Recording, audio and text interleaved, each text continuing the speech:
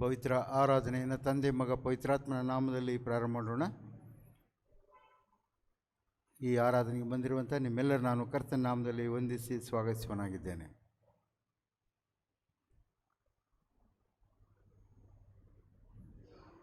ದೇವರು ಪ್ರೀತಿ ಸ್ವರೂಪಿ, ಪ್ರೀತಿಯಲ್ಲಿ ನೆಲೆಗೊಂಡಿರುವವನು ದೇವರಲ್ಲಿ ನೆಲೆಗೊಂಡಿದ್ದಾನೆ. ನಮ್ಮ ದೇವರು ಪರಿಶುದ್ಧನ ಅದ್ವಿತೀಯನಾಗಿದ್ದಾನೆ. ಬನ್ನಿರಿ ಆತನನ್ನು ಘನಪಡಿಸುತ್ತಾ ಆರಾಧಿಸಿ ಕೊಂಡಾಡುವುದು ಯುಕ್ತವಾಗಿದೆ. ಯಾಕಂದರೆ ತನ್ನ ಕುಮಾರನ ಮರಣದ ಪುನರುತ್ಥಾನಗಳ ಮೂಲಕ ನಮ್ಮನ್ನು ನಮ್ಮ ಪಾಪಗಳಿಂದ ಬಿಡಿಸಿ ಕಾಯುವಾತನು ಆತನೇ ಆಗಿದ್ದಾನೆ. ಹೌದು, ಆತನೇ ನಮ್ಮ ವಿಮೋಚಕನು. ಪಾಪದಿಂದ ನಮ್ಮನ್ನು ವಿಮುಕ್ತರನ್ನಾಗಿ ಮಾಡಿ ಧರ್ಮ ಮಾರ್ಗದಲ್ಲಿ ನಮ್ಮನ್ನು ನಡೆಸುವವನಾಗಿದ್ದಾನೆ. ದೇವರ ಮಹಿಮೆಗಾಗಿ ನಾವೆಲ್ಲರೂ ಹಾಡುವ ಸಂಗೀತಗಳಲ್ಲಿ 151ನೇ ಸಂಗೀತದಲ್ಲಿ ಹಾಡುವ ಬನ್ನಿ ಪಶ್ಚಾತ್ತಾಪದಿಂದ ಸ್ವಾಮಿ ಹತ್ತಿರ ಬರುವ.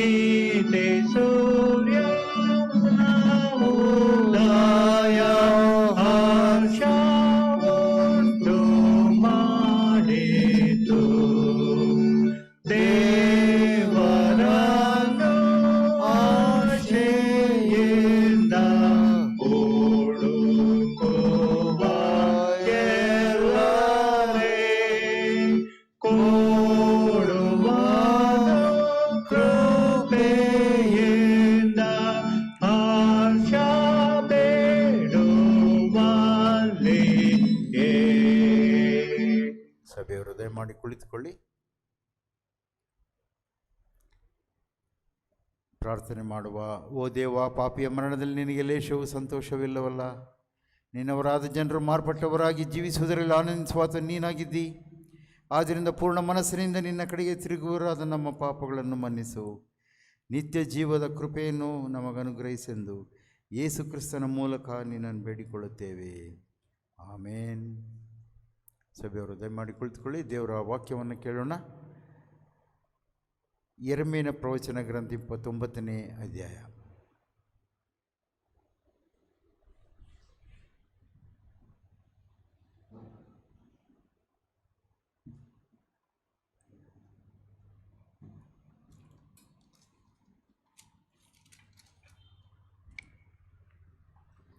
ಈ ದಿನಕ್ಕೆ ನೇಮಕವಾದ ಮೊದಲನೆಯ ವೇದ ಭಾಗವು ಯೆರೆಮೀಯನ ಪ್ರವಾದನೆಯ ಗ್ರಂಥ 29ನೇ ಅಧ್ಯಾಯ, ವಚನಗಳು 16ರಿಂದ 23ರವರೆಗೆ. ಯೆರೆಮೀಯನ ಪ್ರವಾದನೆಯ ಗ್ರಂಥ 29ನೇ ಅಧ್ಯಾಯ, ವಚನಗಳು 16ರಿಂದ 23ರವರೆಗೆ. ದೇವರ ವಾಕ್ಯವನ್ನು ಆಲಿಸೋಣ. ಸೇನಾಧೀಶ್ವರನಾದ ಯೆಹೋವನು ದಾವೀದನ ಸಿಂಹಾಸನರೂಢನಾದ ಅರಸನ ವಿಷಯವಾಗಿಯೂ ನಿಮ್ಮೊಂದಿಗೆ ಸೆರೆ ಹೋಗದ ನಿಮ್ಮ ಸಹೋದರರಾದ ಈ ಪಟ್ಟಣದ ಸಕಲ ನಿವಾಸಿಗಳ ವಿಷಯವಾಗಿಯೂ ಇಂತೆನ್ನುತ್ತಾನೆ. ಆಹಾ, ನಾನು ಅವರ ಮೇಲೆ ಖಡ್ಗಶಮ ವ್ಯಾಧಿಗಳನ್ನು ಬರಮಾಡಿ ಯಾರೂ ತಿನ್ನದ ಹಾಗೆ ಕೆಟ್ಟು ಕೇವಲ ಅಸಹ್ಯವಾದ ಅಂಜೂರದ ಹಣ್ಣುಗಳ ಗತಿಗೆ ಅವರನ್ನು ತರುವೆನು. ನಾನು ಖಡ್ಗಶಮ ವ್ಯಾಧಿಗಳಿಂದ ಅವರನ್ನು ಹಿಂದಟ್ಟುತ್ತಾ ಲೋಕದ ಸಮಸ್ತ ರಾಜ್ಯಗಳಿಗೆ ಭಯಾಸ್ಪದವಾಗುವಂತೆಯೂ ನಾನು ಅವರನ್ನು ಅಟ್ಟಿಬಿಟ್ಟಿರುವ ಸಕಲ ಜನಾಂಗಗಳಲ್ಲಿ ಶಾಪ, ಬೆರಗಿನ ಸುಳ್ಳು, ದೂಷಣೆ ಇವುಗಳಿಗೆ ಗುರಿಯಾಗುವಂತೆಯೂ ಮಾಡುವೆನು. ಅವರು ನನ್ನ ಮಾತುಗಳನ್ನು ಕೇಳಲಿಲ್ಲವಲ್ಲ.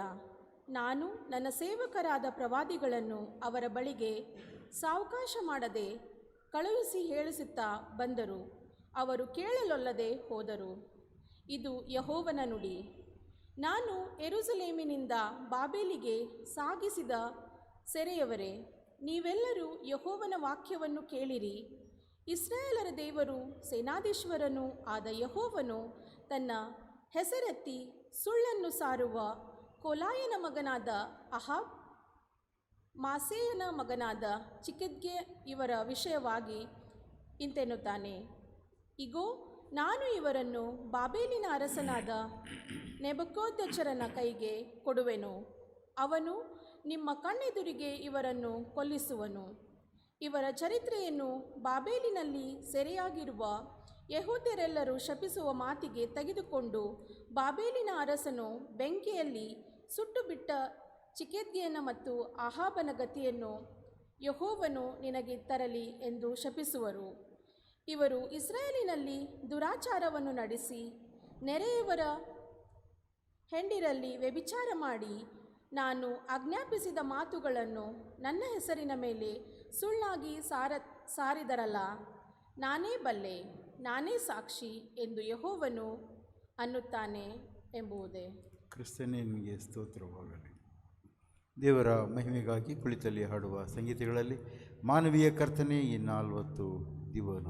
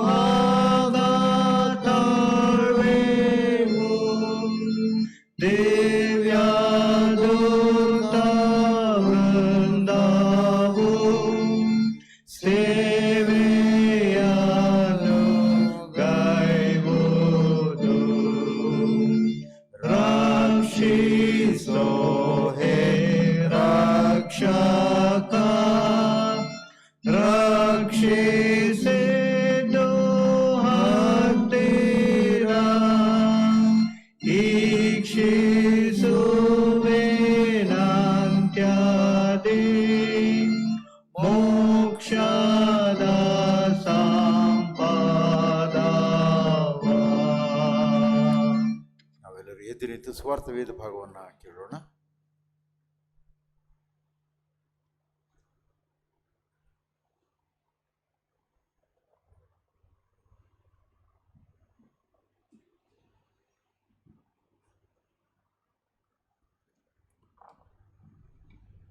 The second reading for today's worship service is according to John's Gospel, chapter 2, verses 1 to 11.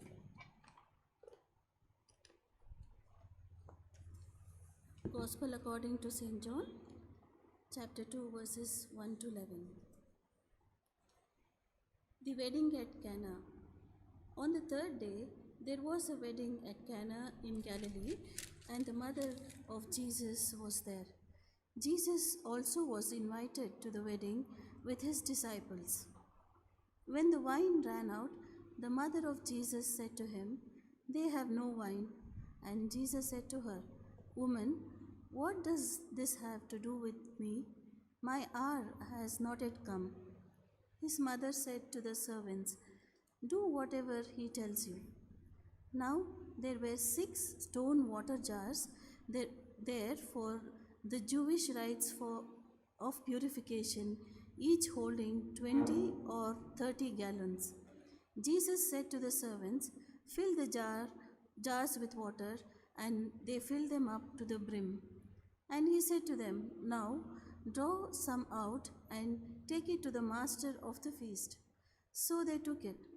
When the master of the feast tasted the water, now become wine, and did not know where it came from, though the servants who had drawn the water knew, the master of the feast called the bridegroom and said to him, "Everyone serves the good wine first, and when the people have drunk freely, then the poor wine. But you have kept the good wine until now." This, the first of his signs, Jesus did at Cana in Galilee, and manifested his glory, and his disciples believed in him. Here ends the reading. Praise be to thee, O Christ. ಸಭೆಯರು ದಯಮಾಡಿ ಕುಳಿತುಕೊಳ್ಳಿ. ಕರ್ತನಲ್ಲಿ ಪ್ರೀತಿಯ ಸಹೋದರ ಸಹೋದರಿಯರೇ, ಈ ಪವಿತ್ರ ಧ್ಯಾನ ಸಮಯಕ್ಕೆ ಬಂದಿರುವಂಥ ನಿಮ್ಮೆಲ್ಲ ನಾನು ಕರ್ತನ ನಾಮದಲ್ಲಿ ವಂದಿಸುತ್ತೇನೆ. ನಾವು ಶಿಲ್ಬೆಯ ಧ್ಯಾನವನ್ನು ಮಾಡುವಂಥ ಈ ಸಂದರ್ಭದಲ್ಲಿ ನಾನು ಡಾಕ್ಟರ್ ರವಿ ಪುತ್ರನ್ ಅವರನ್ನು ಕೇಳಿಕೊಂಡಾಗ ಅವರು ಪ್ರೀತಿಯಿಂದ ನಮ್ಮ ಆಹ್ವಾನವನ್ನು ಸ್ವೀಕರಿಸಿ ಇಲ್ಲಿ ಬಂದಿದ್ದಾರೆ. ಅವರು ನಮ್ಮ ಸಭೆಗೆ ಹೊಸಬರೇನಲ್ಲ. ಅವರು ಪ್ರಸ್ತುತ ಯುನೈಟೆಡ್ ಮಿಷನ್ ಡಿಗ್ರಿ ಕಾಲೇಜಿನ ಪ್ರಾಂಶುಪಾಲರಾಗಿ ಸೇವೆಯನ್ನು ಸಲ್ಲಿಸ್ತಾ ಇದ್ದಾರೆ. ಅವರು ದೇವರ ಸಂದೇಶಗಳನ್ನು ಅನೇಕ ಸಭೆಗಳಲ್ಲಿ ಕೊಡುವಂಥವರಾಗಿದ್ದಾರೆ ಮತ್ತು ವಿಶೇಷವಾಗಿ ಯುವಕರ ಮಧ್ಯೆ ಅವರ ಸೇವೆಯನ್ನು ಹೆಚ್ಚಾಗಿ ಮಾಡ್ತಾ ಇದ್ದಾರೆ. ಹೀಗಾಗಿ ದೇವರವರನ್ನು ಆಶೀರ್ವದಿಸಲಿ, ಬಲಪಡಿಸಲಿ. In our midst we have Dr. Ravi Putran, who is not new to us, and I requested him to come and share reflection on cross. He accepted it, and then he is here with us. On behalf of Pastorate Committee and all of you, I welcome Dr. Ravi Putran into our midst. And I also requested him to do reflection on cross, so he is going to do that. And now he is with us. I thank him. Thanks, sir. ನಮ್ಮನ್ನು ಸಿದ್ಧಪಡಿಸಿಕೊಳ್ಳುವ ಹಾಗೆ ಕರ್ತ ಸಿದ್ಧವಾಗಿದ್ದೇನೆ. ಒಂದು ಚರಣವನ್ನು ಹಾಡುವ.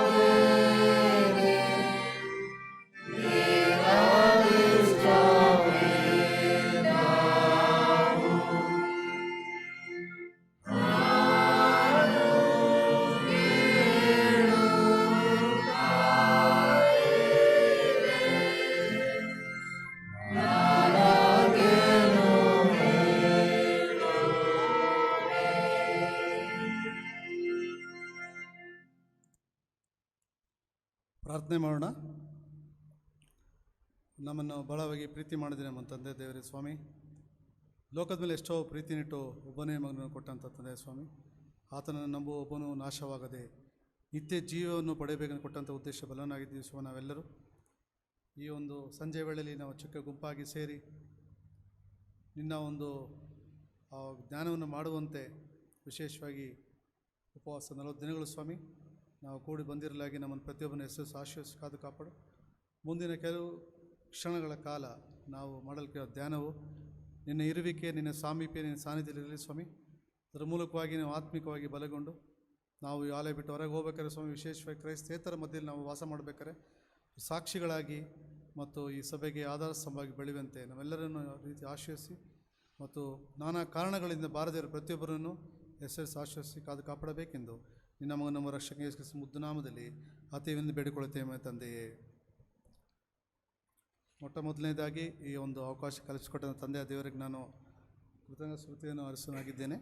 ಅದೇ ರೀತಿಯಾಗಿ ಈ ಅವಕಾಶವನ್ನು ಕೊಟ್ಟಂಥ ಅಯ್ಯನವ್ರಿಗೂ ಮತ್ತು ಸಭಾಪನ ಸಮಿತಿಯವರಿಗೂ ಮತ್ತು ನಿಮ್ಮೆಲ್ಲರಿಗೂ ನನ್ನ ವಂದನೆ ತಿಳಿಸೋನಾಗಿದ್ದೇನೆ. ನಾವೀಗ ತಾನೇ ಓದಿ ಕೇಳಿಸಿಕೊಂಡ ಹಾಗೆ ಯೋಹಾನ ಬರೆದ ಸುವಾರ್ತೆ 2ನೇ ಅಧ್ಯಾಯ 1ರಿಂದ 11ನೇ ವಚನ ಆಶ್ಚರ್ಯ ಪ್ರತಿಯೊಬ್ಬರಿಗೂ. ಏನಂದರೆ, ಶ್ರಮ ಮರಣ ದಿನಗಳಲ್ಲಿದ್ದಾಗ ನಾವು ಕಾನಾನ್ ಮದುವೆ ಬಗ್ಗೆ ಮಾತಾಡ್ತಾ ಇದ್ದೀವಿ, ಓದಿದ್ದೀವಿ ಅಂತ. ಮೊದಲನೇ ವೇದಪಾಠ ಓದಿದಾಗ ಅಲ್ಲಿ ಕೇಳಿಸ್ಕೊಂಡ್ವಿ, ಯೆಹೋವನು ಶಿಕ್ಷೆ ಕೊಡುವ ರೀತಿ ಮತ್ತು ಪ್ರತಿಯೊಂದು ವಿಷಯ ನಾವು ಕೇಳಿಸ್ಕೊಂಡ್ವಿ. ಅಲ್ಲಿ ಸ್ವಲ್ಪ ಆಳವಾಗಿ ಹೋದಾಗ ಯೆಶಾಯನ ಬರೆದ ಪ್ರಧಾನ ಗ್ರಂಥ 44ನೇ ಅಧ್ಯಾಯ 21ರಿಂದ 28ನೇ ವಚನ ಅಲ್ಲಿ ನಾನು ಅಲ್ಲೊಂದು ಆರಿಸ್ಕೊಂಡಿದ್ದೀನಿ. ಏನಂದರೆ, ಇಸ್ರಾಯೇಲರನ್ನು ಯಾವ ರೀತಿ ಉದ್ಧಾರ ಮಾಡುವುದು, ಅವರನ್ನು ಯಾವ ರೀತಿ ಬದಲಾವಣೆ ಮಾಡೋದು ಅಂತ. ಮತ್ತು ರೋಮಪುರದ ಬರೆದ ಪತ್ರಿಕೆ 11ನೇ ಅಧ್ಯಾಯ 13 ಮತ್ತು 24 ಅಲ್ಲಿ ನೋಡಿದಾಗ ಅಲ್ಲಿ ಯಾವ ಥರ ಕ್ರೈಸ್ತರು ನಂಬಿಕೆ, ಭಯಭಕ್ತಿ, ದಯೆ, ಕಾರುಣ್ಯ, ತಾಳ್ಮೆ, ಕರುಣೆ ಅಂತ ನಾವು ಅಲ್ಲಿ ಕೇಳಿಸ್ಕೊಳ್ತೀವಿ. ಮತ್ತು ಈಗ ಓದಿ ಕೇಳಿಸ್ಕೊಂಡ ಹಾಗೆ ಯೋಹಾನ ಬರೆದ ಸುವಾರ್ತೆ 2ನೇ ಅಧ್ಯಾಯ 1 ವಚನ 11ನೇ ವಚನ. ಒಬ್ಬ ಮನುಷ್ಯ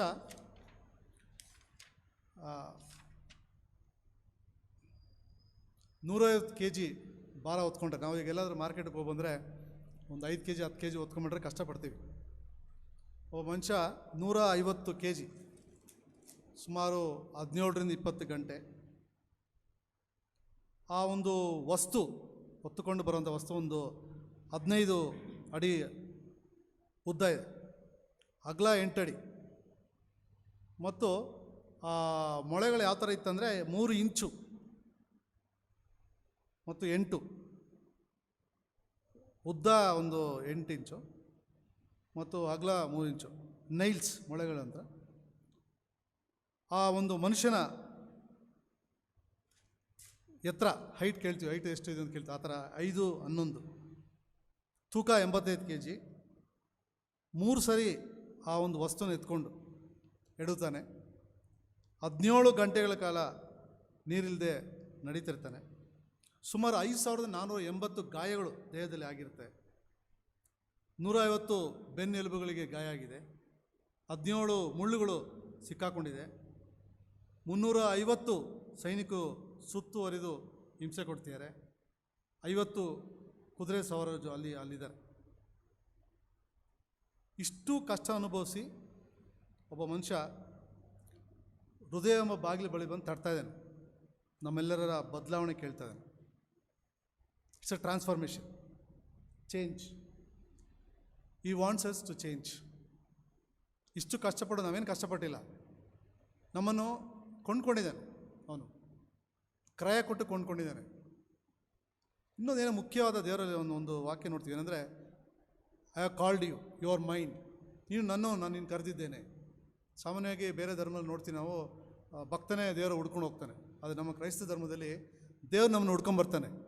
ಹೃದಯ ಎಂಬ ಬಾಗಿಲು ಬಳಿ ಬಂದು ತಡ್ತಾ ಇರ್ತಾನೆ. ನಾವು ಹೆಸರು ಬಾಗಿಲು ತೆಗೆದಿದ್ದೀವಿ, ಹೆಸರು ಒಳಗೆ ಬಿಟ್ಕೊಂಡಿದ್ದೀವಿ. ಅವ್ನು ಕೇಳ್ತಾನೆ, ಒಳಗೆ ಬರ್ತೀನಿ ಅಂತ, ನೀವು ಬದಲಾವಣೆ ಮಾಡಿಕೊಡ್ರಿ ಅಂತ. ಪ್ರತಿ ವರ್ಷವೂ ನಾವು ನಮ್ಮನ್ನ ಬದಲಾವಣೆ ನಿರೀಕ್ಷೆ ಮಾಡ್ತಾನೆ ಅವನು. ಆದರೆ ನಾವು ಬದಲಾವಣೆ ಆಗ್ತಾಯಿಲ್ಲ.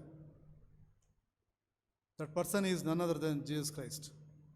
ಇಷ್ಟು ಕಷ್ಟಪಟ್ಟು ನಮ್ಮನ್ನು ಕ್ರಯ ಕೊಂಡ್ಕೊಂಡು ಗಟ್ಟಿಯಾಗಿ ಹೇಳ್ತಾನೆ ಯೇಸು ಸ್ವಾಮಿ. ದೇವರು ಹೇಳ್ತಾನೆ ಏನಂದರೆ, ನೀನು ನನ್ನವನು, ನಾನು ನಿನ್ನ ಕರೆದಿದ್ದೇನೆ, ಯುವರ್ ಮೈಂಡ್ ಅಥಾರಿಟೇಟಿವ್ ಆಗಿ, ಅಥೆಂಟಿಕ್ ಆಗಿ, ಒಂಥರ ರಾಜರೋಷವಾಗಿ ಒಂದು ಕರಿತೇನೆ, ನೀನು ನನ್ನವನ್ನು ನಾನು ಕರೆದಿದ್ದೇನೆ ಅಂದಮೇಲೆ ನಾವು ಅದಕ್ಕೆ ಸ್ಪಂದಿಸಿದ್ವ.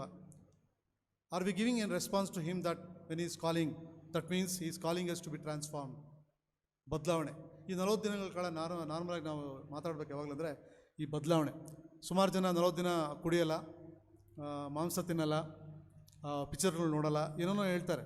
40 ದಿನ ಆದಮೇಲೆ ಮತ್ತೆ ಎಲ್ಲ ಅದಾಗಿದ್ದು 40 ದಿನ ಸೇರಿ ಒಂದೇ ಭಾನುವಾರ ಹೊಡೆದಾಕ್ಬಿಡ್ತಾರಲ್ಲ. ದೇವರು ನಮ್ಮ 365 ದಿವಸ ನಮ್ಮನ್ನು ಬದಲಾವಣೆ ಬಯಸ್ತಾನೆ. That is called transformation. ಹಾಗಾದರೆ ಈ ಕಾನಾನ್ ಮದುವೆಗೂ ಇದಕ್ಕೆ ಏನು ಸಂಬಂಧ ಅಂತ ಕೇಳ್ಬೋದು ನೀವು. ಮೊದಲನೇ ಅದ್ಭುತ ಕಾರ್ಯ ಯೇಸು ಮೇಲೆ ಮಾಡ್ತಾನೆ. ಮರಿಯಳು ಬಂದು ಈ ಥರ ದ್ರಾಕ್ಷ ಖಾಲಿಯಾಗಿದೆ, ಅಲ್ಲಿ ಅದು ಇಲ್ಲ, ಅದಕ್ಕೇನು ಮಾಡ್ತೀವಿ ಕೇಳಿದಾಗ ಅದಕ್ಕೆ ಯೇಸು ಹೇಳ್ತೀನಿ, ನನ್ನ ಗೊಡವೆ ನಿನಗೆ ಏಕಮ್ಮ, ನನ್ನ ಚಿತ್ರ ನಿನಗೆ ಯಾಕೆ ಇನ್ನೂ ಸಮಯ ಬಂದಿಲ್ಲ ಬರುತ್ತೆ ಅಂತ. ಆಗ ಮರಿಯಳು ಏನು ಮಾಡ್ತಾರೆ, ಏನು ಮಾತಾಡ್ದಾಗೆ ಶಿಷ್ಯರನ್ನ ಕರೆದು ಅವನು ಏನು ಹೇಳ್ತಾ ಅದು ಮಾಡಿರಿ. ಆಗ ಶಿಷ್ಯದ ಯೇಸ್ವಾಮಿತ್ ಹೋದಾಗ ಇಟ್ಟಂಥ 6 ಬಾನೆಗಳಲ್ಲಿ, ದೊಡ್ಡ ದೊಡ್ಡ ಬಾನೆಗಳಲ್ಲಿ ಅದರಲ್ಲಿ ನೀರು ತುಂಬ್ರಿ ಅದು. ನೀರು ತುಂಬಿದಾಗ ಆಮೇಲೆ ತುಂಬಿದ ಮೇಲೆ ಏನು ಮಾಡ್ಬೇಕೀಗ ಅಂತ ತೊಗೊಂಡೋಗಿ ಹಂಚ್ರಿ ಜನಗಳಿಗೆ. ಅಲ್ಲಿರುವಂಥ ಪಾರುಪತ್ತೆಗಾರ, manager of the choultry or the in charge of the marriage, ಅಲ್ಲೋ ಕೊಡ್ರಿ ಅಂತ ಕೊಟ್ಟಾಗ ಹಂಚೆ ಶುರು ಮಾಡಿದಾಗ ಅಲ್ಲಿರೋಲ್ಲ ಆಶ್ಚರ್ಯಪಟ್ಬಿಡ್ತಾರೆ.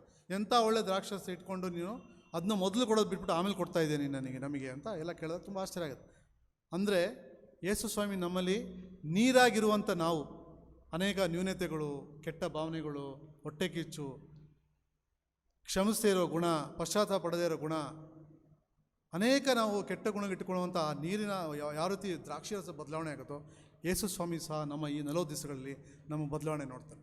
ಅದಕ್ಕೆ ಈ ಒಂದು ಕಾಂಟೆಕ್ಸ್ಟ್, ಈ ಸಂಬಂಧ, ಈ ಒಂದು ಸತ್ಯವೇದದ ವಾಕ್ಯಗಳ ಸಂಬಂಧ ಯಾವ ಥರ ನೀರಿನಿಂದ ಯಾವ ರೀತಿ ಬದಲಾವಣೆ ಆಯಿತು ದ್ರಾಕ್ಷರಸ ಕ್ಷಣ ಮಾತ್ರದಲ್ಲಿ, ಅದೇ ರೀತಿ ನಾವು ಸಹ ಈ 40 ದಿನಗಳಲ್ಲಿ ಯೇಸು ಸ್ವಾಮಿ ಕೇಳುವಂಥ ಬದಲಾವಣೆ. ಎಷ್ಟೋ ಸರಿ ನಾವು ಮನೆಯಲ್ಲಿ ಭಾಳ ದಿನ ಮಾತಾಡಲ್ಲ, ಜಗಳ ಮಾಡ್ತೀವಿ, ಅತ್ತೆ ಮಾವ, ಅಣ್ಣ ತಂಗಿ, ಅಣ್ಣ ತಮ್ಮ, ತಂದೆ ತಾಯಿ, ಈಗ ಎಷ್ಟೋ ಮಾತಾಡದೇ ಇರ್ಬೋದು. ಈಗ ಹೋಗಿ ನೀವು ಮೊದಲು ನೀವೇ ಮಾತಾಡ್ಬಿಟ್ರೆ. ನಾನು ಎಷ್ಟೋ ಸರಿ ಅಷ್ಟೇ ಎಲ್ಲರಿಗೂ ಹೇಳ್ತೀನಿ. ನಾನು ಕುಟುಂಬದಲ್ಲಾಗಲಿ ಅಥವಾ ನಾನು ಕೆಲಸ ಮಾಡೋ ಜಾಗದಲ್ಲಾಗಲಿ ನನ್ನ ಸ್ನೇಹಿತರ ಜೊತೆ ಮಾತಾಡ್ತಿರ್ಬೇಕಾದ್ರೆ ಯಾರು ಮಾತಾಡದೇ ಫಸ್ಟ್ ನೀವು ಮಾತಾಡ್ಬಿಡ್ರಿ, you will become very great. The next moment you see you will be flying like anything else, you will top of the world. ಅದೇ ಅವ್ರು ಬಂದು ನಿಮ್ಮದು ಮಾತಾಡ್ಬಿಟ್ರೆ ನೀವು ಕೆಳಗೆ ಹೋಗ್ಬಿಡ್ತೀರಾ. You won't just talk, you are not going to pay any tax for Indian government. ಅದರಿಂದ ಏನು ದುಡ್ಡು ಕಟ್ಟಕ್ಕೆ ಕಳ್ಕೊಳ್ಳಲ್ಲ, ದುಡ್ಡು ಟ್ಯಾಕ್ಸ್ ಕಟ್ಟಲ್ಲ, ನೀವು ಏನೂ ಆಗಲ್ಲ. ಮಾತಾಡ್ರಿ, ಕ್ಷಮಿಸ್ರಿ. You see the feeling you what you have in your mind, peace of mind you will not get if you pay crores rupees also sometimes. That is the beauty of what we here doing this 40 days. ಇದೇ ಸ್ವಾಮಿ ಬಯಸುವಂಥ ಬದಲಾವಣೆ. ನಾವು ಇನ್ನು ಸ್ವಲ್ಪ ಆಳವಾಗಿ ನಾವು ಅಲ್ಲಿ ಒಂದು ಸ್ವಲ್ಪ ಧ್ಯಾನ ಮಾಡೋಕ್ಕೆ ಹೋದಾಗ ನಮಗಲ್ಲಿ ಏನೋ ಒಂದು ಗೊತ್ತಾಗತ್ತಂದರೆ, ಯೋಹಾನ ಬರೆದ ಸುವಾರ್ತೆ 15ನೇ ಅಧ್ಯಾಯ 11ನೇ ವಚನದಲ್ಲಿ, ನನ್ನಲ್ಲಿರುವ ಆನಂದವು ನಿಮ್ಮಲ್ಲಿ ಇರಬೇಕೆಂತಲೂ ನಿಮ್ಮ ಆನಂದವು ಪರಿಪೂರ್ಣವಾಗೋಕ್ಕೋಸ್ಕರ ಇದನ್ನೆಲ್ಲ ನಿಮಗೆ ಹೇಳಿದ್ದೇನೆ. ಆನಂದವು ನಮಗೆ ಆಗಬೇಕು. ದುಡ್ಡಿಂದ ಆನಂದ ಅಲ್ಲ, ಅಥವಾ ಆಸ್ತಿ ಪಾಸ್ತಿ ಅದರಿಂದ ಆನಂದ ಅಲ್ಲ. ನಮಗೆ ಸಿಗುವಂಥ ಆನಂದ ವಾಕ್ಯಗಳ ಮೂಲಕ, ಈ 40 ದಿನಗಳಲ್ಲಿ ಬದಲಾವಣೆ ಮೂಲಕ, ಕ್ಷಮಿಸುವ ಮೂಲಕ, ಪಶ್ಚಾತ್ತಾಪ ಪಡೋ ಮೂಲಕ, ನಾವು ಸ್ಪಂದಿಸುವ ಮೂಲಕ, ನಮ್ಮ ಸಹಯೋಗಿಗಳಾಗಿರ್ಬೋದು, ಸಹೋದ್ಯೋಗಿಗಳಾಗಿರ್ಬೋದು, ಮನೆಯಲ್ಲಾಗಿರ್ಬೋದು, ಎಲ್ಲ ಕಡೆಯೂ ನೀವು ಮಾಡುವಂಥ ಆ ಒಂದು ಆ್ಯಟಿಟ್ಯೂಡ್, ದ ಕ್ರಿಶ್ಚಿಯನ್ ಆ್ಯಟಿಟ್ಯೂಡ್. ಇವಾಗ ಕೆಲವು ಸರಿ ಕೆಲಸ ಮಾಡ್ತಿರ್ಬೇಕಾದ್ರೆ ನಾನು ಎಷ್ಟೋ ಸರಿ ಒಂದು 8 ರಿಂದ 9 ಸಂಸ್ಥೆಗಳಲ್ಲಿ ಪ್ರಿನ್ಸಿಪಾಲಾಗಿ ಕೆಲಸ ಮಾಡಿದ್ದೀನಿ. ಕೆಲಸ ಮಾಡಿದಾಗ ನಾನು ಹೋಗಿ ನಾನು ಹೇಳೇ ಇರಲ್ಲ ನಾನು ಯಾವ ಒಂದು ಧರ್ಮಕ್ಕೆ ಸೇರಿದ್ದು. ಹೋಗಿ ಒಂದು 15-20 ಒಳಗೆ ಒಂದು ವಾರದಲ್ಲೇ ಭಾಳ ಜನ ನೀವು ಕ್ರಿಶ್ಚಿಯನ್ ಬ್ಯಾಕ್ಗ್ರೌಂಡ್ ಅಂತ ಹೇಳ್ಬಿಡ್ತಾರೆ. ಯಾಕಂದರೆ ನಾನು ಮಾತಾಡುವಂಥ ರೀತಿ, ನಾನು ಮಾತಾಡುವಂಥ ಅವ್ರನ್ನ ಹ್ಯಾಂಡಲ್ ಮಾಡುವಂಥ ರೀತಿ, ಅವ್ರನ್ನ ಕ್ಷಮಿಸುವಂಥ ರೀತಿ, ಅವ್ರನ್ನ ಪ್ರತಿಯೊಂದು ವಿಷಯದಲ್ಲಿ ಅವ್ರನ್ನ ಕಂಡುಹಿಡಿದು. ಅಂದರೆ ನಮ್ಮ Christian attitude, we have lot of things in our Bible. ಎಲ್ಲೂ ಹೋಗ್ಬೇಕಾದ್ರೆ ಅವಶ್ಯಕತೆ ಇಲ್ಲ. ಕೆಲವು ಭಾಳ ಜನ ಕೌನ್ಸಿಲರ್ ಹತ್ರ ಹೋಗ್ತಾರೆ, ಬುಕ್ಗಳು ಓದ್ತಾರೆ. ಎಷ್ಟೋ ಜನ ಅದಕ್ಕೋಸ್ಕರ ಕೌನ್ಸಿಲಿಂಗ್ ಕ್ಲಾಸೇ ಅಟೆಂಡ್ ಮಾಡ್ತಾರೆ. ಮಕ್ಕಳು ಏನು ತೊಂದರೆ ಆದರೆ ಕೌನ್ಸಿಲರ್ ಹತ್ರ ಹೋಗ್ಬಿಡ್ತಾರೆ. ಎಲ್ಲೂ ಹೋಗೋ ಅವಶ್ಯಕತೆ. ಬೈಬಲ್ ನಮಗೆ ಒಂಥರ ಕೌನ್ಸಿಲಿಂಗ್ ಬುಕ್. ಮೊದಲು ಅಲ್ಲಿ ಹೋಗ್ಬಿಟ್ಟು ಸರೆಂಡರ್ ಆಗಿ, ಮೊದಲು ಅಲ್ಲಿ ಹೋಗ್ಬಿಟ್ಟು ಎಲ್ಲ ಹೇಳಿ, ಆಮೇಲೆ ಬೇರೆಯವ್ರ ಹತ್ರ ಹೋಗ್ಬೇಕು. ನಾವು ಅಲ್ಲೆಲ್ಲ ಹೋಗ್ಬಿಟ್ಟು ಕೊನೆ ದೇವ್ರ ಹತ್ರ ಬರ್ತೀವಿ. ಈ ಒಂದು ದೇವ್ರು ಕೊಡುವಂಥ ಆನಂದ ನಿಮ್ಮಲ್ಲಿ ಇರಬೇಕಂತಲೂ ನಾನು ಹೇಳ್ತೀನಿ ಅಂತ ಅಲ್ಲಿ ಆ ವಾಕ್ಯ ನಮ್ಗೆ ಹೇಳುತ್ತೆ. ಮುಂದೆ ಫಿಲಿಪ್ಪರ್ 4:4 ನೋಡಿದಾಗ, ಯಾವಾಗಲೂ ಕರ್ತನಲ್ಲಿ ಸಂತೋಷ ಪಡೀರಿ. ಇದಕ್ಕೇನೆಂದರೆ ನಮಗೆ ಕಷ್ಟಗಳಿರುತ್ತೆ, ತೊಂದರೆಗಳಿರುತ್ತೆ, ಎಲ್ಲ ವಿಷಯ ಇರುತ್ತೆ. ಮಾನಸಿಕವಾಗಿ, ದೈಹಿಕವಾಗಿ, ಆರ್ಥಿಕವಾಗಿ, ಸಾಮಾಜಿಕವಾಗಿ ಅನೇಕ ರೀತಿ ನಮಗಿರುತ್ತೆ. ಆದರೆ ಯೇಸುಸ್ವಾಮಿ ದೇವ್ರು ನಿರೀಕ್ಷಿಸುವಂಥ ಏನಂದರೆ, ಕಷ್ಟ ಕಾಲದಲ್ಲೂ ನನ್ನನ್ನು ಸ್ಮರಿಸಿ ಪ್ರಾರ್ಥನೆ ಮಾಡಿರಿ, ಆಮೇಲೆ ನೋಡ್ರಿ ಏನು ನಿಮಗೆ ಅಂತ. ಕಷ್ಟ ಬಂದಾಗ ಏನು ಮಾಡ್ತೀವಿ, ಎಷ್ಟೋ ಸರಿ ಏನು ಮಾಡ್ತೀವಿ, ದುಃಖ ಇದ್ದಾಗ ಸ್ವಲ್ಪ ಪ್ರಾರ್ಥನೆ ಬಿಟ್ಬಿಡ್ತೀವಿ, ಕಂಟಿನ್ಯೂಸ್ ಫಾಲೋ ಮಾಡಲ್ಲ. ಸಂತೋಷ ಬಂದಾಗ ಥ್ಯಾಂಕ್ಸ್ ಹೇಳ್ಬಿಟ್ಟು ಆಲ್ಸೋ ಬಿಟ್ಬಿಡ್ತೀವಿ. ಅದು ದೇವ್ರು ಆ ಥರ ಯಾವ ಕಾಲದಲ್ಲಾದರೂ ನೀವು ನನ್ನನ್ನು ಸ್ಮರಿಸಿರಿ ಮತ್ತು ಕೊಂಡಾಡ್ರಿ, ಆಮೇಲೆ ನೋಡ್ರಿ ನಿಮಗೆ ಸಿಗುವಂಥ ಫಲ ಅಂತ. ಎಷ್ಟೋ ಸರಿ ಮರ್ತು ಬಿಡ್ತೀವಿ ಅದನ್ನ. ಕಂಟಿನ್ಯೂಸ್ ಆಗಿ ಪ್ರೇಯರ್ ಮಾಡಿ ದೇವರು ಹಿಂದೆ ಮಾಡಿದಂಥ ಉಪಕಾರ ನೆನೆಸ್ಕೊಂಡು ಪ್ರೇಯರ್ ಮಾಡಿದರೆ ನಮ್ಗೆ ಮುಂದೆ ಎಲ್ಲ ಫಲ ಕೊಡ್ತದೆ. ನೆನೆಸ್ಕೊಳ್ಳೋದಿಲ್ಲ ನಾವು.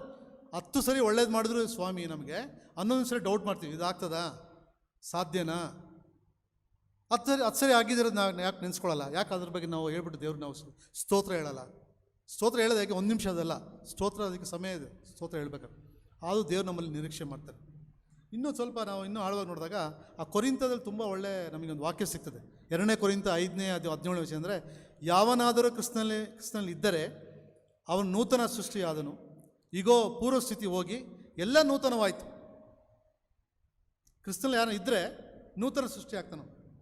ಪೂರ್ವ ಸ್ಥಿತಿ ಎಲ್ಲ ಹಳೆಯ ಸ್ಥಿತಿಯಲ್ಲಿ ಹೋಗ್ಬಿಟ್ಟು ನೂತನವಾಗ್ತದೆ, ಅಂದರೆ ಹೊಸದಾಗತ್ತೆ. ಕ್ರಿಸ್ತನಿಂದ ನೀರು ದ್ರಾಕ್ಷಾರಸವಾದಂತೆ ಹೃದಯ ಬದಲಾಗಿ ನವೀನತೆ, ಹೊಸತನ, ಹೊಸ ಭಾವನೆಗಳು ಉಂಟಾಗುವುದು. ಕೊರಿಂಥ 2:5-17 ನಾನು ಹೇಳಿದ್ನಲ್ಲ, ದ್ರಾಕ್ಷಾರಸ ಯಾವ ರೀತಿ ನೀರಿನಿಂದ ಅದೇ ರೀತಿ ನಿಮ್ಮ ಹೃದಯ ಸಹ ಎಲ್ಲ ಬದಲಾಗಿ ನವೀನತೆ, ಹೊಸತನ, ಹೊಸ ಭಾವನೆಗೆ ಉಂಟಾಗ್ತದೆ. ಇಲ್ಲಿ ಇನ್ನೊಂದು ಸಣ್ಣ ಒಂದು ನನಗೆ ಕತೆ ಜ್ಞಾಪಕ ಆಗ್ತದೆ. ಒಂದು ಸರಿ ಬದಲಾವಣೆಗೆ ನಾವು ಒಪ್ಕೊಳ್ಳಲ್ಲ ಅಂತ. We don't accept the change. May be in the house, may be in the family, may be in the organisation, may be in society. We don't accept the change so easily. ಒಂದು ಸರಿ 3 ಇಲಿಗಳು ಒಂದು ಕಡೆ ವಾಸ ಮಾಡ್ತಿತ್ತು, ಒಳ್ಳೆ ಉಗ್ರಾಣದಲ್ಲಿ. ಒಳ್ಳೆ ಅಂದರೆ it was very big godown. ಅಲ್ಲಿ ಒಳ್ಳೆ ಫಲವತ್ತಾದ ದವಸ ಧಾನ್ಯಗಳಿತ್ತು, ಅಂದರೆ ರಾಗಿ, ಗೋಧಿ, ಭತ್ತ, ಬೆಣ್ಣೆ, ತುಪ್ಪ ಎಲ್ಲ ಒಳ್ಳೆ ಇರುವಂಥ ಗೋಡನ್. 3 ಇಲಿಗಳು ಚೆನ್ನಾಗಿ ಸುಖವಾಗಿ ತಿಂದ್ಬಿಟ್ಟು ಕಷ್ಟ ಇಲ್ದಂಗೆ ಬೆಳ್ಕೊಂಡಿದ್ದು. ಇದ್ದಕ್ಕಿದ್ದಂಗೆ ಆ ಯಜಮಾನ ಏನು ಮಾಡ್ದ, ಆ ಒಂದು ಉಗ್ರಾಣನ ಬೇರೆ ಕಡೆ ಸ್ಥಳಾಂತರ ಮಾಡ್ದ. He shifted that to some other place, that godown. ಆ 3 ಇಲಿಗಳು ಒಂದು ಹೇಳಿತ್ತು, ನೋಡಪ್ಪ ನಾನು ಬರೋಕ್ಕೆ ಸಾಧ್ಯ ಇಲ್ಲ, ನೀವೇನೋ ಮಾಡಿ ಹೊಡ್ಕೊಂಡು, ನಾನಿಲ್ಲ ಆರಾಮಾಗಿದ್ದೀನಿ, ನಾನು ಇಲ್ಲೇ ಸಾಯ್ತೀನಿ, ಆಗದಿರೋ ಪರವಾಗಿಲ್ಲ ಅಂತ.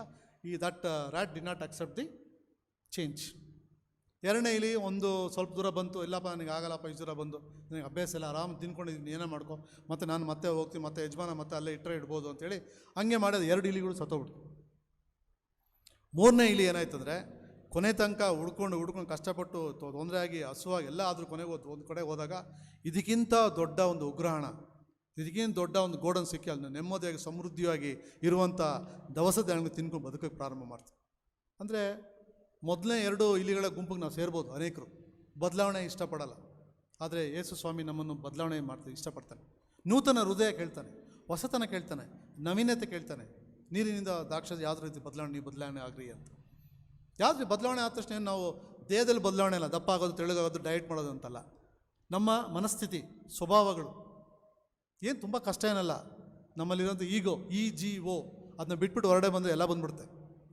What you mean by EGO? Edging God outside. EGO nothing but edging God outside ಅಂತ. ದೇವ್ರನ್ನ ಹೊರಡೆ ಇಟ್ಬಿಟ್ಟು ಮುಗಿದು ಅದೇ ಈಗೋ ನಮಗಿರೋದು. ನಾನು ಅಂತ ಇರ್ತಲ್ಲ ಭಾವನೆ, ಅವಾಗಿದ್ದಾಗ ಎಲ್ಲ ತೊಂದರೆ ಆಗುತ್ತೆ, ಎಲ್ಲ ಸ್ವಭಾವಗಳು ತೊಂದರೆ ಆಗಿ ನಾವು ದೇವರಿಂದ ದೂರ ಆಗ್ತೀವಿ ಅಂತ.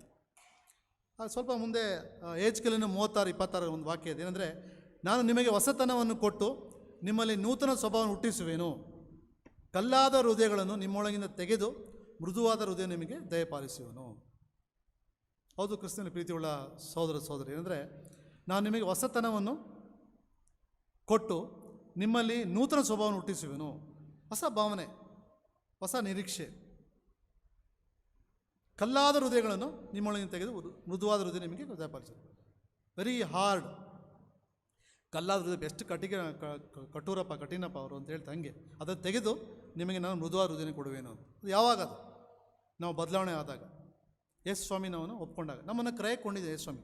ತನ್ನ ರಕ್ತವನ್ನು ಸುರಿಸಿ ನಮ್ಮ ಪಾಪವನ್ನು ತೊಳೆದು ಕ್ರಯಕ್ಕೆ ಕೊಂಡ್ಕೊಂಡು, ನೀನು ನನ್ನವನೇ, ನಾನು ನಿನ್ನ ಕರೆದಿದ್ದೇನೆ ಬಾ ಅಂದಾಗ, ಹೃದಯ ಬಾಗಿಲು ಬಳಿ ಬಂದು ಬಾಗಿಲು ತಟ್ಟಾಗ ನಾವು ವಿಜಯನ ತೆಗೆದಿದ್ದೀವಿ. 40 ದಿನ ಮಾತ್ರ ತೆಗೆಯೋದಲ್ಲ, 360 ದಿನ ದೇವ್ರನ್ನ ನಿರೀಕ್ಷೆ ಮಾಡ್ತಾನೆ ಬಾಗಿಲು ತೆಗೀರಿ ಅಂತ. ಆಮೇಲೆ ಮುಂದೆ ನಾವು ಇನ್ನು ಸ್ವಲ್ಪ ನೋಡಿದಾಗ ಮಾರ್ಕ 19 ಒಂದು ವಾಕ್ಯ ನಮ್ಗೆ ಗೊತ್ತಾಗುತ್ತೆ.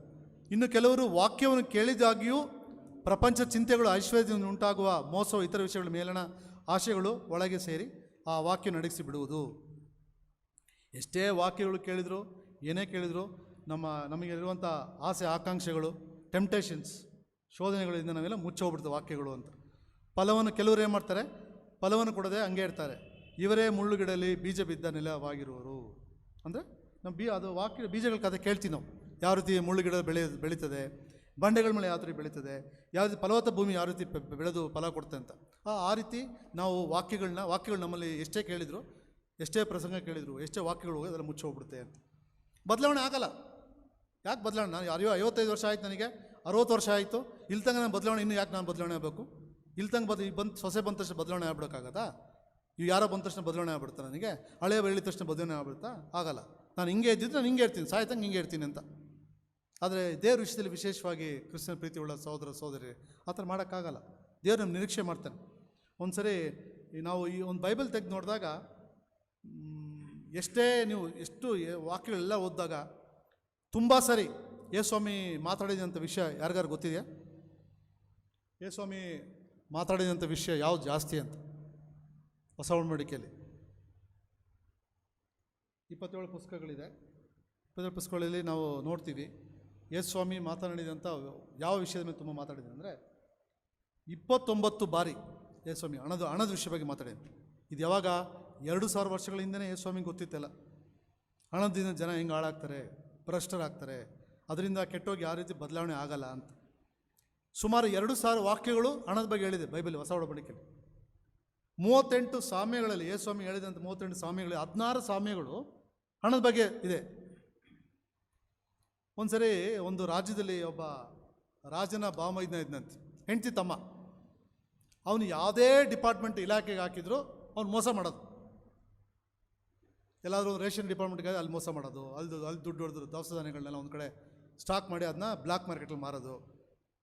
ಎಲ್ಲಾದರೂ ಟ್ರೆಜರಿ ಕೊಟ್ಟರೆ ಪ್ರಿಂಟ್ ಮಾಡೋದು ಅಂದರೆ ಅಲ್ಲಿ ಜಾಸ್ತಿ ದುಡ್ಡು ಇದು ಮಾಡಿ ಬೇರೆ ಥರ ಮೋಸ ಮಾಡೋದು.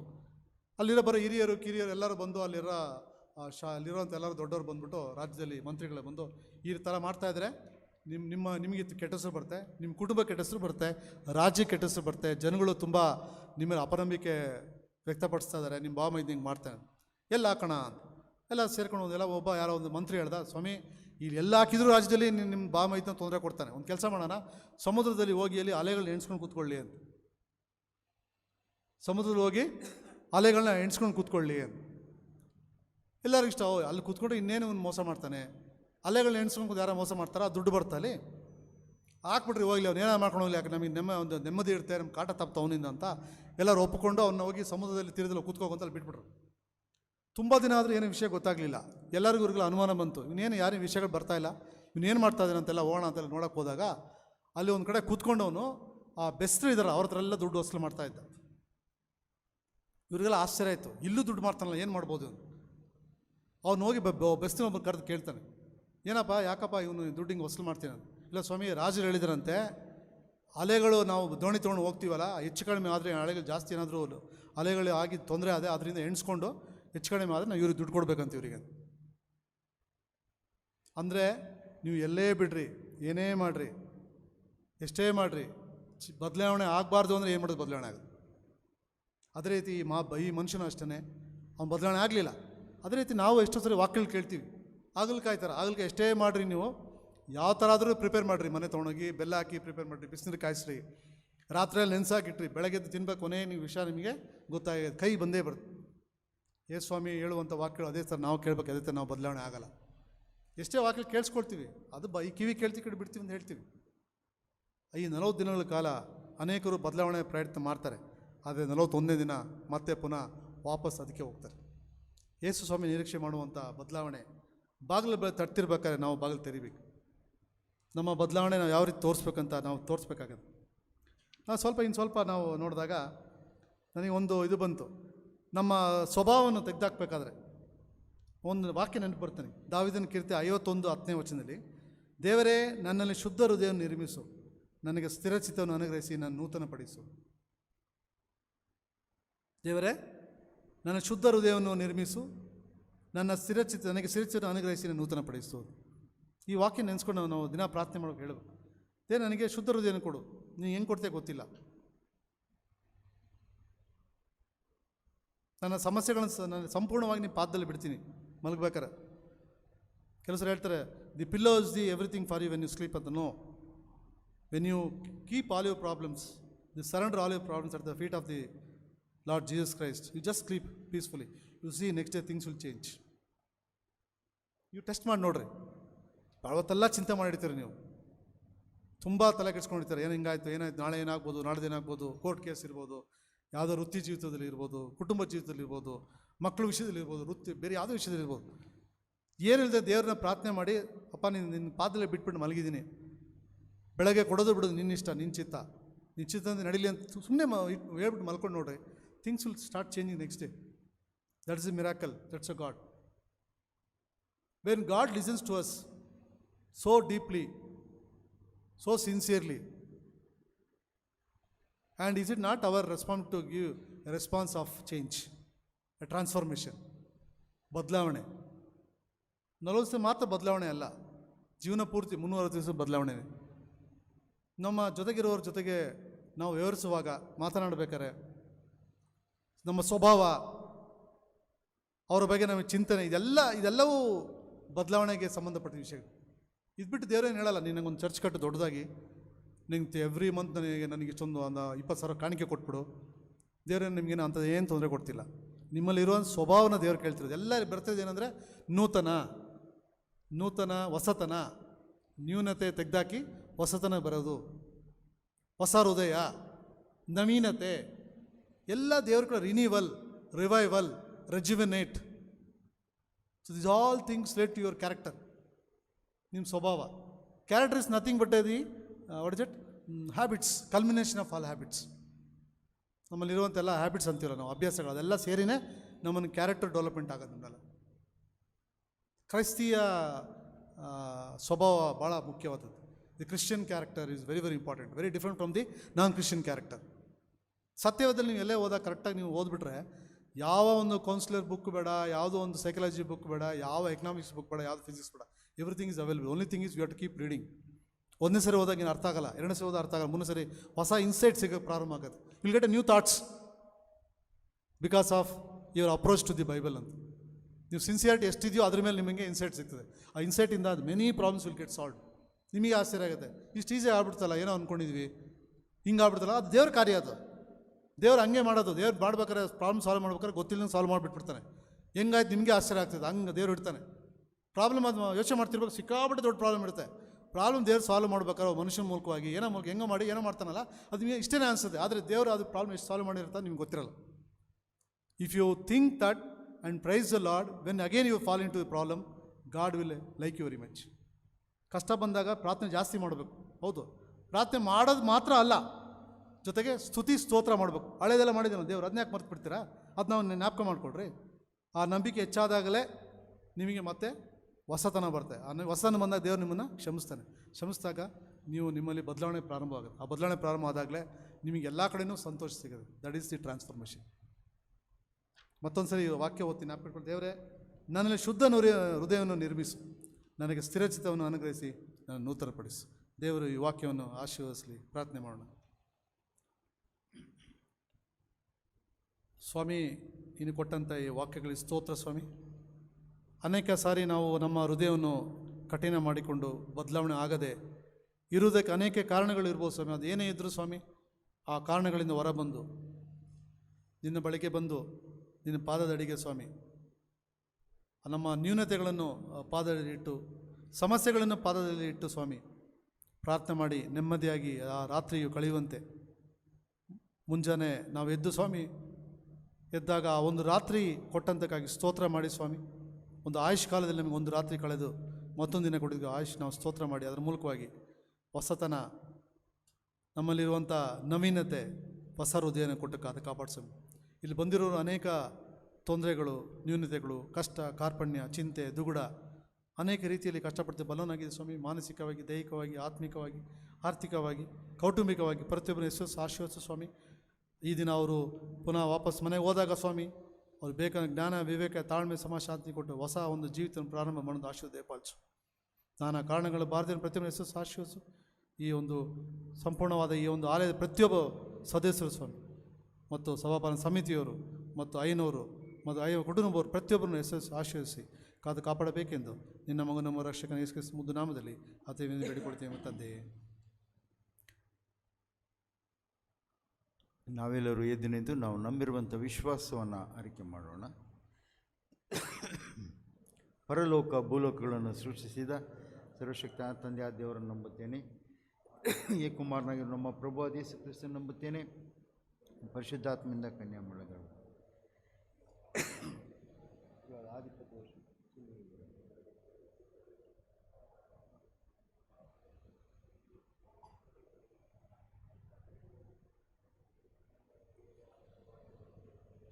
ಈತನ ಅಲ್ಲಿಂದ ಬಂದು ಬದುಕಿರೋರ್ಗು ಸತ್ತವ್ರಿಗೂ ನ್ಯಾಯ ತೀರಿಸು ನಮ್ಮನ್ನು ನಂಬುತ್ತೇನೆ. ನಾನು ಪರಿಶುದ್ಧಾತ್ಮ ನಂಬುತ್ತೇನೆ. ಒಂದೇ ಪರಿಶುದ್ಧ ಕ್ರೈಸ್ತವಿ ಪಾಪದ ನಂಬುತ್ತೇನೆ. ಕೊನೆಯದಾಗಿ ಹಾಡುವ ಸಂಗೀತಗಳಲ್ಲಿ 105ನೇ ಸಂಗೀತದಲ್ಲಿ ಹಾಡುವ ಈ ಸಂಗೀತವನ್ನು ಹಾಡುವಾಗ ನಮ್ಮ ಕಾಣಿಕೆಗಳನ್ನು ಸ್ವಾಮಿಗೆ ಅರ್ಪಿಸುವ. ಪಾಪ ಹೇಗೆ ಹೋದಿತು ಯೇಸು ಪರಿಹರಿಸಬಲ್ಲ.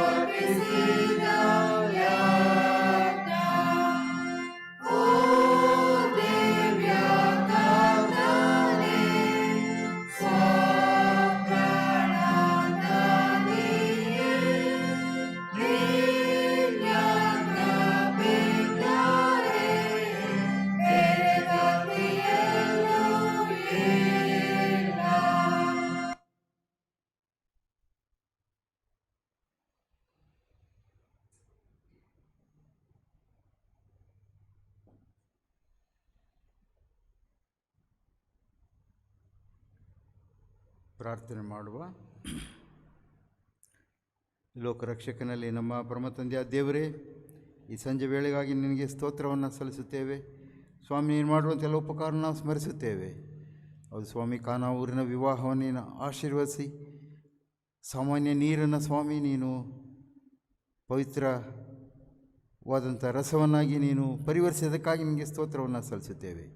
ಈ ಮೂಲಕವಾಗಿ ಸ್ವಾಮಿ, ನೀ ನಮಗಾಗಿ ಲೋಕದ ರಕ್ಷಣೆಗಾಗಿ ನಿನ್ನ ದೇಹ ರಕ್ತವನ್ನು ನಮಗಾಗಿ ನೀನು ಅರ್ಪಿಸುವಂಥ ದೇವರು ಎಂಬುದನ್ನು ನೀನು ನಿರೂಪಿಸಿದ್ದಕ್ಕಾಗಿ ಸ್ತೋತ್ರವನ್ನು ಸಲ್ಲಿಸುತ್ತೇವೆ. ಸ್ವಾಮಿ, ಪಾವನವಾದಂಥ ತ್ಯಾಗದಿಂದ, ಈ ಪಾವನವಾದಂಥ ಶಿಲುಬೆ ಯಜ್ಞದಿಂದ ಸ್ವಾಮಿ, ನಾವು ಇಹಲೋಕದಲ್ಲಿ ಮಾರ್ಪಟ್ಟವರಾಗಿ ನಿನ್ನ ವಾಕ್ಯದಲ್ಲಿಯೂ ನಿನ್ನ ಜ್ಞಾನದಲ್ಲಿಯೂ ನಿನ್ನ ವಿಶೇಷವಾದಂಥ ಪವಿತ್ರಾತ್ಮನ ಶಕ್ತಿಯಿಂದ ನಾವು ನಡಲಿಕ್ಕಾಗುವಂತೆ ಕೃಪೆ ಮಾಡು. ನಮ್ಮೆಲ್ಲರನ್ನು ಮಾರ್ಪಡಿಸು. ಈ ಸಂದರ್ಭದಲ್ಲಿ ಸ್ವಾಮಿ, ನಾವು ತಂದು ಅರ್ಪಿಸಿರುವಂಥ ಈ ಬಡ ದ್ರವ್ಯವನ್ನು ನೀನು ಸ್ವೀಕರಿಸಿ ಇದನ್ನು ಆಶೀರ್ವದಿಸು. ಈ ಕಾಲಗಳಲ್ಲಿ ಸ್ವಾಮಿ, ನಿನಗಾಗಿ ತಮ್ಮನ್ನು ಅರ್ಪಿಸಿಕೊಡುವಂಥ ಎಲ್ಲ ವಿಶ್ವಾಸಿಗಳನ್ನು, ಭಕ್ತರನ್ನು ನಿಯಂತ್ರಣಕ್ಕೆ ಅವರನ್ನು ಸಹ ನೀನು ಆಶೀರ್ವದಿಸು. ಈ ರಾತ್ರಿ ನಮ್ಮೊಂದಿಗಿರು. ನಿಶ್ಚಿತವಾದರೆ ಸ್ವಾಮಿ, ನಾವು ಅರುಣೋದನ್ನು ನೋಡಿ ನೇಮಿಸಿದ ಕೆಲಸವನ್ನು ಮಾಡುವಂತೆ ನಮ್ಮನ್ನು ಕೃಪೆಯಲ್ಲಿ ನಡೆಸಬೇಕೆಂಬುದಾಗಿ ಬೇಡುತ್ತೇವೆ. ನಮ್ಮ ಎಲ್ಲ ಚಿಂತಾ ಭಾರವನ್ನು, ಆಲೋಚನೆಯನ್ನು ತ್ರಾಣುಳಸ್ತಕ್ಕೆ ಒಪ್ಪಿಸುತ್ತೇವೆ. ಇನ್ನು ಪಾದಗಳ ಮೇಲೆ ಬಿದ್ದು ಸ್ವಾಮಿ, ನಮ್ಮ ದೇಹವನ್ನು, ಆತ್ಮವನ್ನು ಈ ರಾತ್ರಿ ನಿಮಗೆ ಒಪ್ಪಿಸಿಕೊಡುತ್ತೇವೆ. ಪ್ರಾರ್ಥನೆ ನಮ್ಮ ಕರ್ತನೂ ರಕ್ಷಕನಾದ ಸ್ವಾಮಿ ನಾಮದಲ್ಲಿ ದೀನ ಮನಸ್ಸಿನಿಂದ ಬೇಡಿ ಹೊಂದಿದ್ದೇವೆ ನಮ್ಮ ತಂದೆಯೇ, ಆಮೇನ್. ಕರ್ತನ ಪ್ರಾರ್ಥನೆ ಒಟ್ಟಾಗಿ ಹೇಳುವ. ಪರಲೋಕದಲ್ಲಿ ನಮ್ಮ ತಂದೆ, ನಾಮವು ಪರಿಶುದ್ಧವಂತೆ, ರಾಜ್ಯವು ಬರಲಿ, ಚಿತ್ತವು ಪರಲೋಕದಲ್ಲಿರೋ ಪ್ರಕಾರ ಭೂಲೋಕದಲ್ಲಿ.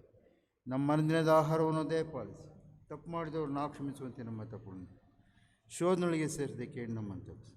ರಾಜ್ಯವು ಬಲವು ಮಹಿಮೆ ಸದಾಕಾಲ ನೀವೇ ಸ್ವಾಮಿ. ಕರುಣೆಯುಳ್ಳ ದೇವರ ಕೃಪಾಶ್ರಯಕ್ಕೂ ಪರಿಪಾಲನೆಗೂ ನಾವು ನಿಮ್ಮನ್ನು ಒಪ್ಪಿಸುತ್ತೇವೆ. ತಂದೆ, ಕುಮಾರ, ಪವಿತ್ರಾತ್ಮನೆಂಬ ಸರ್ವಶಕ್ತನ ದೇವರ ಆಶೀರ್ವಾದವು ನಿಮ್ಮೊಳಗೆ ನೆಲೆಸಿ ನಿಮ್ಮ ಸಂಗಡ ಯಾವಾಗಲೂ ಇರಲಿ.